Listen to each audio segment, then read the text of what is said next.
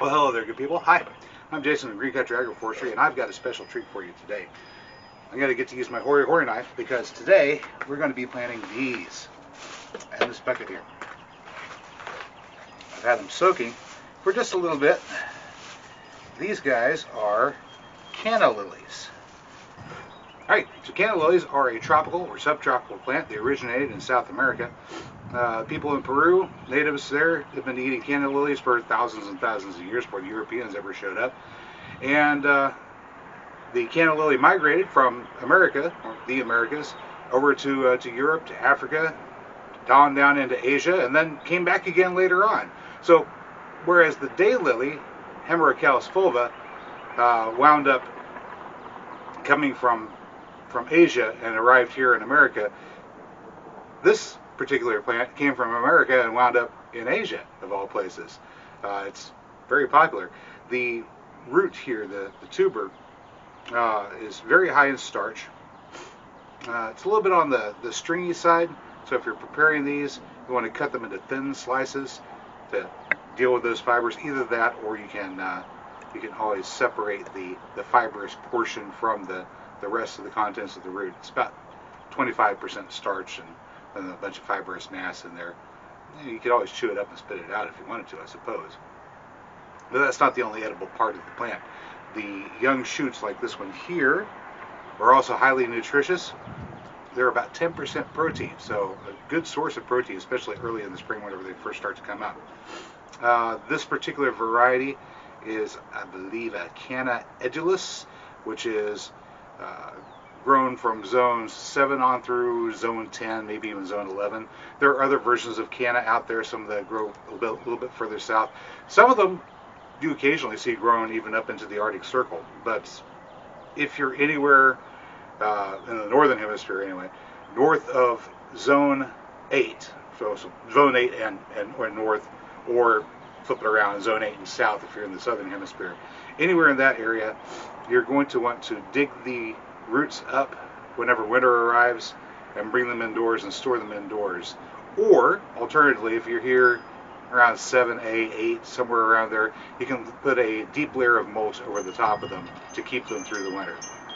Otherwise, the root may die off and rot away in the ground over winter. Hey, but I've flapped my gums long enough. Let's go get these in the ground. What do you say? Ooh.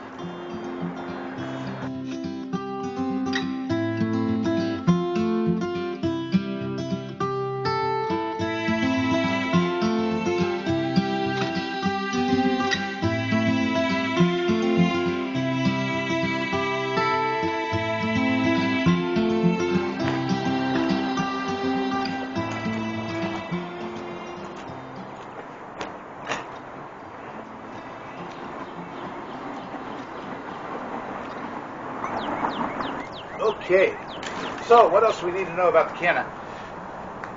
Good source of protein in the shoots, lots of starch, that means calories in the roots. The flowers are also edible. This particular variety grows from zones 7 through 10, but if you're anywhere from zone 8 and cooler, then you'll want to either have deep mulch like we have here, or bring the roots in to let them overwinter indoors. Yeah, that'll work. They like lots of sunshine because they are a tropical plant, but they do tolerate some shade. So I'm planting them on the south side of this hedgerow here, just on the south of the blueberries, hazelnuts, and I think we're going to be putting in some wintergreen here later on today. But, well, we'll cover that later. I'm going to just put them in about 2 per spot here. I have one here, blueberry plant, and then space, one there, hazelnut tree, space, one there, blueberry, space, and so on and so forth. Let's just go ahead and get into it. Now this is a fairly new mulch bed, so my mulch hasn't broken down yet. I'm just going to pull it back away from the cardboard layer, which is right here. You hear Bert the amazing Polynesian jungle fowl just clucking away in the background there. All right, so I'm going to punch a hole down through the cardboard so I have a place for those roots to grow. Soften it up a bit. Alright.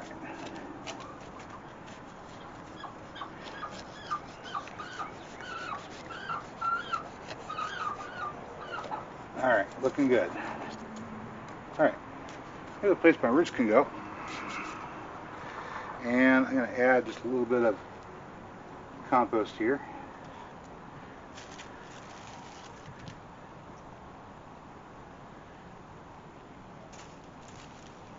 Here's a Canna Lily. Just nestle it down into the compost. Cover it with another little handful there. Then I can bring my mulch back in around it.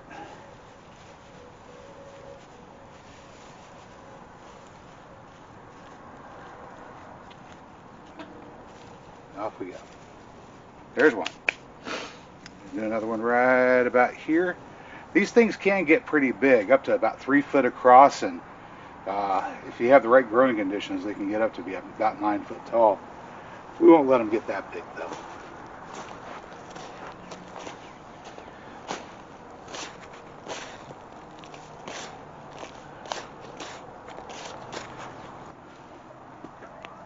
Might be being joined here in a moment by a wild chicken.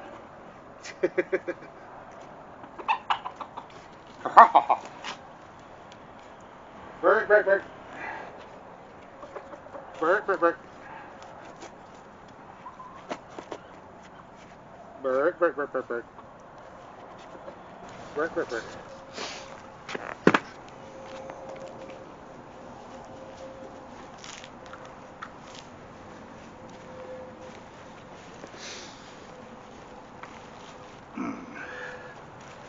Canna are one of those plants that have a lot of potential for people that live in places where they have homeowners associations and they don't look too favorably upon folks growing vegetables in their yards, because they are a pretty looking flower. And since they're a pretty looking flower, you can just pretend that you're planting flowers and you don't have to tell the HOA that they're edible. Well, when you're propagating Canna lilies, the best way to do it is by root division. Just like daylilies and other plants of that nature, they'll grow out and spread and then grow up new plants. Actually, Canna is more closely related to ginger than anything else. In any case, after they've grown a bit, you can take those roots and divide them up. So now instead of having one plant, you've got 2 plants. 2 become 4, 4 become 8, 8 become 16, and then you've got as many as you could possibly want. So you don't need a whole lot to start out with. Other way of doing it, of course, is by propagating them from seed, but they are notoriously difficult to propagate from seed. Not that you can't. You can.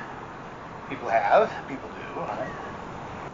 If I was growing Canna lilies as a vegetable, I think I would prefer to keep those young green shoots. That's 10% protein in the shoots to eat. So that's a good source of protein that you can harvest from your garden early in the spring. You know, early spring sources of protein, unless you're going out and catching some fish or nabbing some game or something of that nature, it's hard to come by.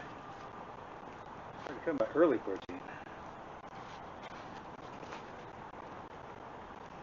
Of course, ideally you should still have some of your hazelnuts and pecans and walnuts, acorns and stuff like that still stored back, because you can keep those for all the way up until next year. Of course, if you're looking for color, Canna lilies come in all different colors. You've got your reds and your yellows and your oranges. You even see some in pink every now and then. You'll never see them in purple or blue, but warm colors, there's plenty of warm colors that you'll find Canna lilies in. There we go. Alright, there you have it, ladies and gentlemen. There's 20 Canna lilies planted in a nice little row right alongside the driveway, growing up, looking like nice, beautiful flowers, but in actuality being an edible food source in this hedgerow that we have right here, which includes all other different kinds of wonderful species of plants, bushes and trees that all provide food, that are all perennial, and now that they're planted, it will require very little effort on my part to maintain.